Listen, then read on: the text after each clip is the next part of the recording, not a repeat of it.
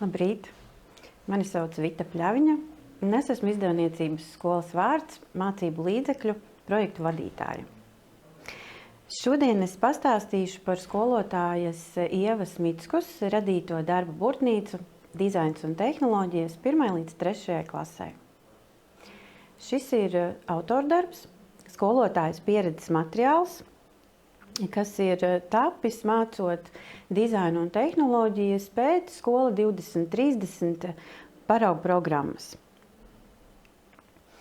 Runājot par darba burtnīcas uzbūvi. Tā, kolēģi, vai mēs redzam darba burtnīcu šobrīd uz ekrāna? Redzam, paldies!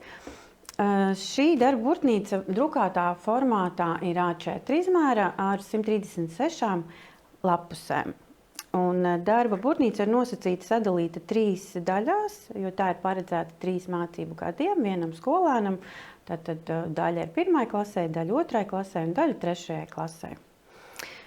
Tā kā šis mācību līdzeklis ir tapis īstenojot paraugu programmu, tad arī šeit ietvertie temati un prasmes ir tie, ko paredz paraugu programma. Tad 1. klasē tie ir 4 temati, un materiāls ir paredzēts 34 mācību stundām, jo nodarbība notiek reizi nedēļā.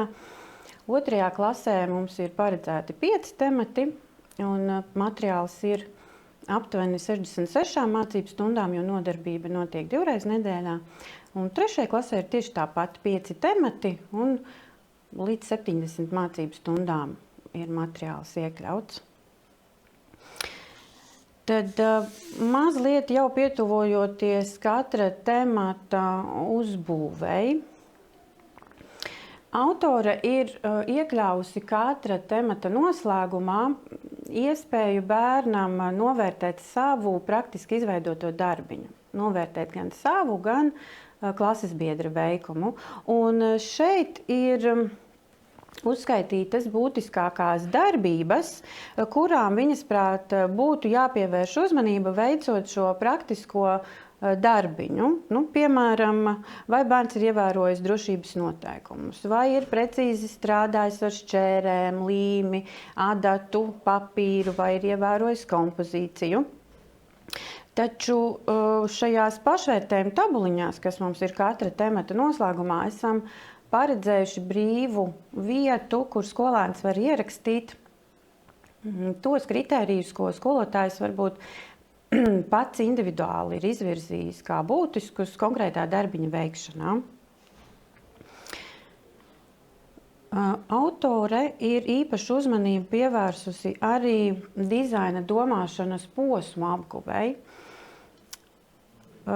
Īpaši 1. klasē pie konkrētiem uzdevumiem mēs liekam tādus simboliskus puzlīšu gabaliņus, aktualizējot, kurš dizaina domāšanas posms tad šobrīd tiek īstenots. 1. un 2. klasē tiek aktualizēti 4 dizaina domāšanas posmi. Tā ir idejas radīšana, darba plānošana, darba izstrāde un darba vērtēšana. Savukārt posmiņš testēšana ienāk 3. klasē, kur bērns apgūstot tematu par spēles radīšanu, tad arī pats fiziski rada spēli un testē, vai tā atbilst viņa iecerei. Es esmu sākusi ar to, kas ir kopīgs katram tematam tieši temata noslēgumā, bet kopīgi ir, protams, arī šie temata sākumi. Tad šobrīd es parādīšu varbūt šo 1. klasītes sākumu. Tad katras klasītes, katras nodaļas sākumā mēs parādām kādus apzīmējumus, izmantosim. Tad 1. un 2. klasē mēs šos dizaina domāšanas posmus simboliski vēl vizualizējam. Tad mēs esam izveidojuši mazu atgādnīti informācijai, kurai ir jāpievērš uzmanība.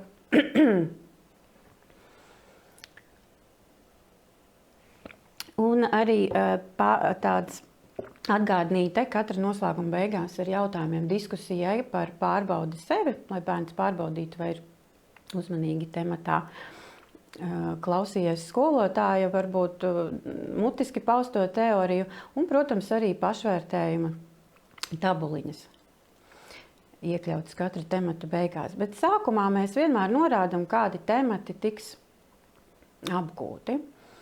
Un katra temata sākumā skolotāja ir uzskaitījusi dažādas darbības, ko bērns veiks nodarbībās.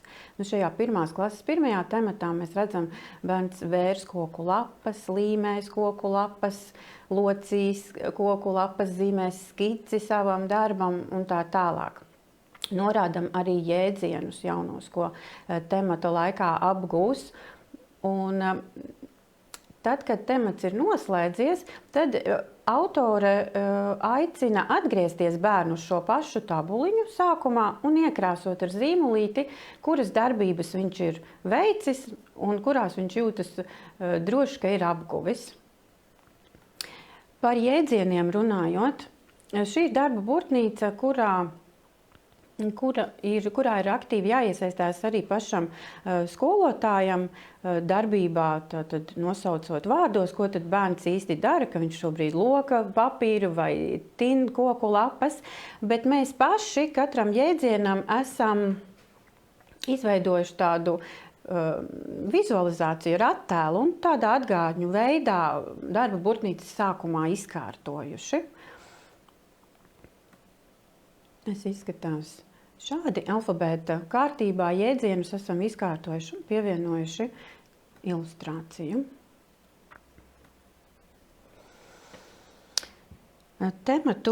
Turpinot par temata uzbūvi.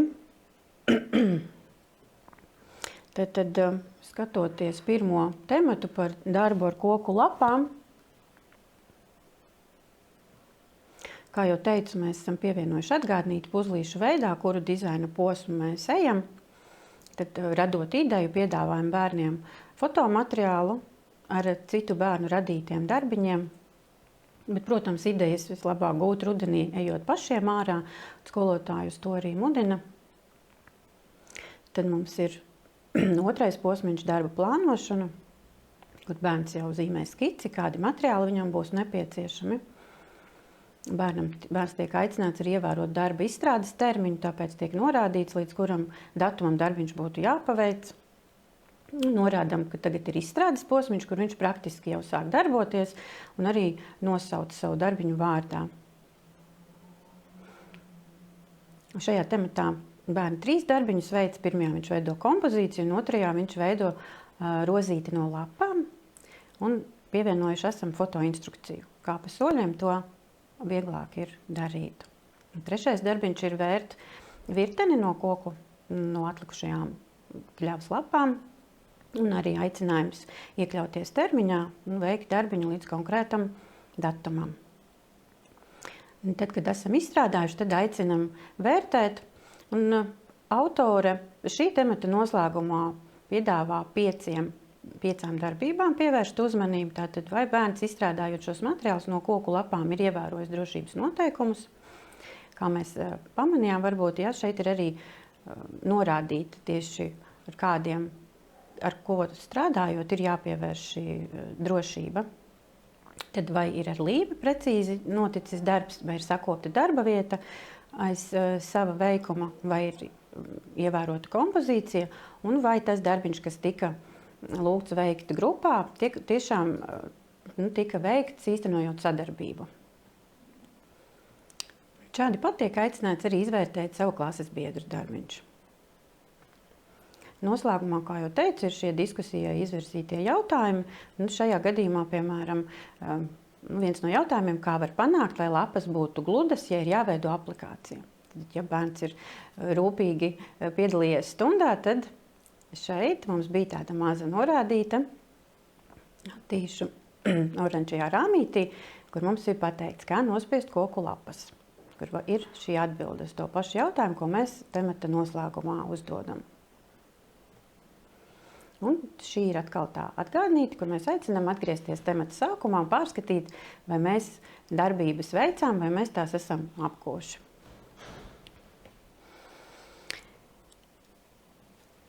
Katra temata beigās, pat ne katra, bet pēc satura skolotāja pamanīs arī pamatojumu, esam iekļāvuši tukšas lapas, kurās bērniem veikt papildus pierakstus vai skices.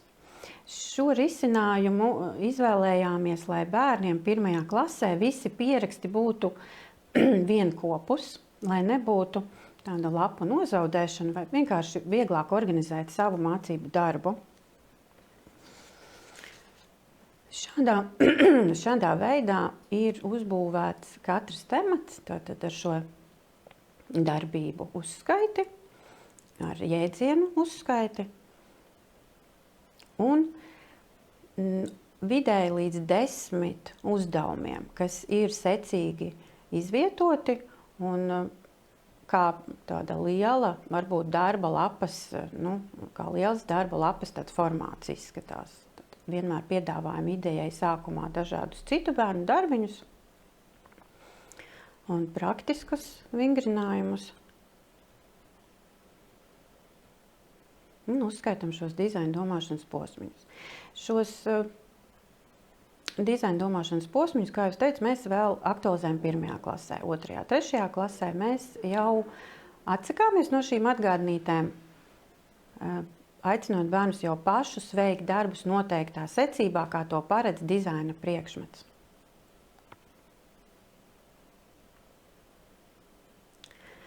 Tad mēs varētu pāriet uz 2. klases sākumiņu, kas mums ir atkal ar citu vadošo krāsu. Tā mums ir zaļa. Atkal šie apzīmējumi. 1. mācību stundā vēl šos dizaina posmiņu apzīmējumus izmantojam. Atkal šeit uzskaitam tematus, ko apgūsim, darbības, ko veiksim, jēdzienus, ar kuriem sastapsimies, un darba uzdevumus.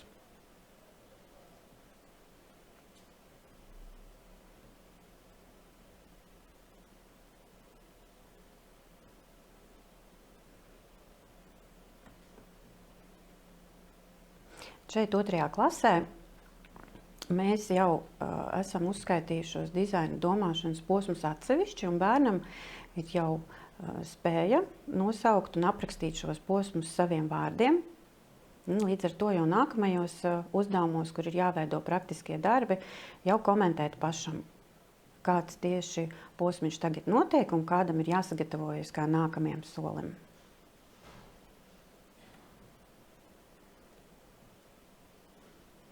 Ja tādās lielu tabulu veidā mēs šos pašus dizaina domāšanas posmus, kas ir šeit redzam vērtēšana, pēdējais, ja, tad pirmspēdējais mums ir izstrāde, plānošana un tā tālāk. Tas viss notiek jau tabulas veidā un bērns pats to jau aizpilda.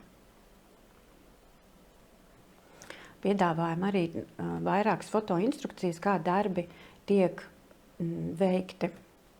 Šeit redzam pīnītes veidošanu no 4 pavadieniem. Šeit ir tamborētas pīnītes demonstrējums, pogas piešūšana pa soļiem.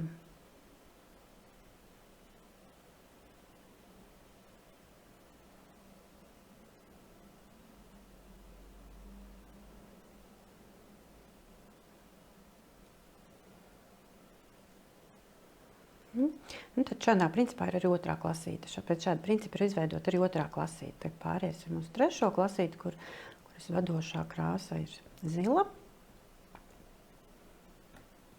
Un šeit jau redzam, ka dizaina domāšanas posmus vairs neuzsveram.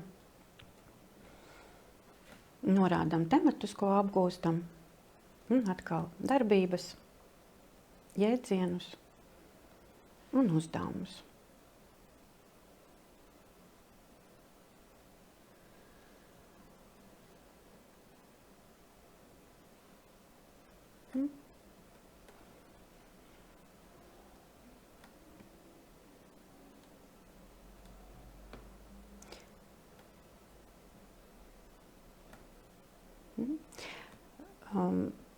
Es noslēgumā gribētu izstāstīt, ka, lai būtu vieglāk strādāt ar šo darbu purtnīcu skolotājam, skolotāja, autora Ieva Mickus piedāvā metodisko materiālu, tādu nelielu skolotāju rokas grāmatu, kur tiek piedāvāts katra temata plānojums un arī snieguma līmeņa apraksts. Parādīšu, kā izskatās snieguma līmeņa apraksts. Mēs izveidojām tādus šim stapam simbolus. Katrā tematiskajā plānā mēs norādām, cik mācību stundām tas ir paredzēts. Norādām uzdevumus pēc kārtas, kā ir ieteicams veikt un kāds sasniedzamais rezultāts tiks panākts, pieminēta mācību metode un arī skolēnu darbības, ar kurām tad šo rezultātu sasniegsim. Tad, ja mums pirmajā klasē pirmais temats ir paredzēts 7 mācību stundām, tad izskatot šo plānojumu, skolotājiem būs vieglāk plānot, ko kurā mācību stundā darīt. Un šīs 7 stundas, 7. stundā var arī jau izvērtēt skolēna snieguma līmeni. Un skolotāja šeit ir uzskaitījusi 9 darbības, 9 tādus kritērijus, kurus var izvērtēt 4 līmeņos. Droši vien ir vērts pieminēt, ka šī darba burtnīca ir noderīga, lai sasniegtu rezultātus tieši dizaina posmā, dizaina priekšmetā, kas attiecas uz šo tehnoloģiju jomu. Šobrīd mēs izdevniecībā veidojam rokas grāmatu datorikā 1. klasē. Un šeit nav integrēts datorikas priekšmets vai tur nepieciešamie sasniedzamie rezultāti.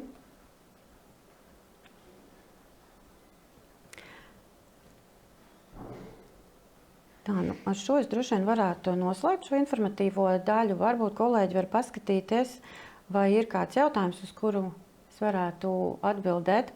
Ja nē, tad droši rakstiet, sūtiet, mēs atbildēsim čatiņā šīs dienas laikā. Kā šobrīd es atvados. Paldies un veiksmīgu dienu!